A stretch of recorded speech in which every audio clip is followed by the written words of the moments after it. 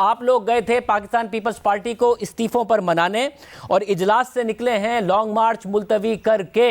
और जरदारी साहब ने जो बातें की हैं उससे वाज़ेह है कि सीईसी के इजलास के बाद भी पाकिस्तान पीपल्स पार्टी इस्तीफा नहीं देगी, यानी कि पीडीएम की जिद्दोजहद का इख्तिताम समझा जाए। ना कोई लॉन्ग मार्च होगा, ना इस्तीफे आएंगे। अब जी शादेब, शुक्रिया। देखिए, सबसे पहले तो मैं ये वाजे करना चाहूँगा कि पीडीएम जो है वो किसी एक जमात या 2 या 4 जमातों का मजमूआ नहीं। इसके अंदर 10 डेमोक्रेटिक पार्टीज़ हैं जिनके पेश नज़र ये नहीं है कि वो इस हुकूमत को निकाल के ख़ुद हुकूमत में आना चाहते हैं। हम सब के पेश नज़र जो बुनियादी नुक्ता है वो ये कि 72 साल में अगर पाकिस्तान अपनी असास पे खड़ा नहीं हो सका तो हम उसको दुरुस्त करें। आज आपको मालूम है कि बांग्लादेश, जिसके 50 साल पूरे हुए हैं आज़ादी के, उन्होंने एक मवाजना जारी किया है जो बाइस शर्म है हमारे लिए। उन्होंने कहा है कि 50 सालों में हमने पाकिस्तान के हर इशारे में पाकिस्तान को बीट किया है, उससे हम आगे निकले हैं। और ये वजह क्यों कर पेश आई? इसलिए कि हमने 50 साल पाकिस्तान में सियासी खेल खेले हैं, हमने मुंतखब हुकूमतों को चलने नहीं दिया है, हमने जब भी तरक्की होने लगी है उसमें रखना डाला है, चाहे वो 1990-91 की इकोनॉमिक लिबरलाइजेशन और ओपनिंग इस सबको सर ये सारी बातें करके आप लोग ये सब बातें करके आपने पीडीएम बनाई थी और आज इजलास भी आपने कल भी और उससे पहले भी आप लोग ये बातें करते रहते, मगर आप लोगों का इत्तेफाक नहीं हो सका तो पीडीएम का इख्तिताम समझा जाए।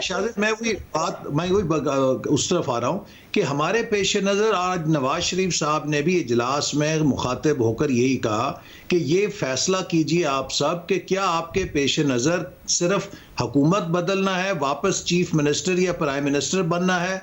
मैं 3 दफ़ा प्राइम मिनिस्टर रह चुका हूं और मैं आपको ये बतलाता हूं कि जैसे हुकूमतें चलाई जाती हैं वैसे नहीं चल सकती। पाकिस्तान एक तनज़्ज़ुली की तरफ रहेगा, लिहाजा हमने रीसेट करना है और वो रीसेट अपने मुताबिक नहीं करना, आइन के मुताबिक करना है। लिहाजा हमें इस जद्दोजहद के लिए, इस एंड गेम के लिए कोशिश करनी है और इसमें कोई कुर्बानी अगर देनी पड़ती है तो वो देनी चाहिए।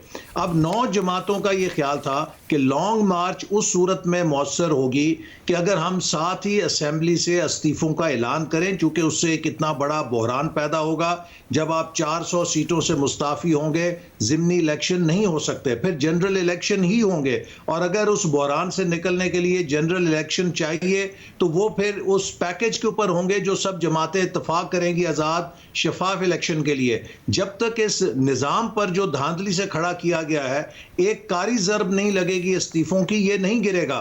लेकिन 9 जमातें एक तरफ थीं, पीपल्स पार्टी की क़यादत ने कहा कि वो अभी इस्तीफों के लिए तैयार नहीं।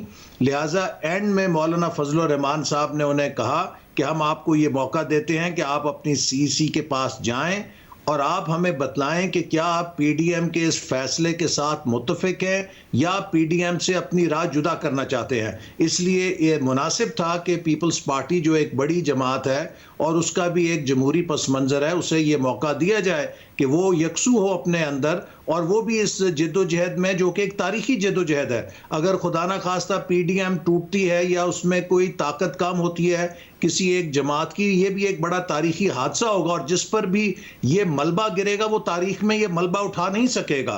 तो हमारे लिए यकीनन अपने अहदाफ लॉन्ग मार्च के ज़रूरी हैं, वो हम थोड़ा मौखर भी कर सकते हैं, लेकिन इस इत्तेहाद को प्रिजर्व रखना और इस जद्दोजहद को मंतकी अंजाम तक ले जाना उतना ही ज़रूरी है।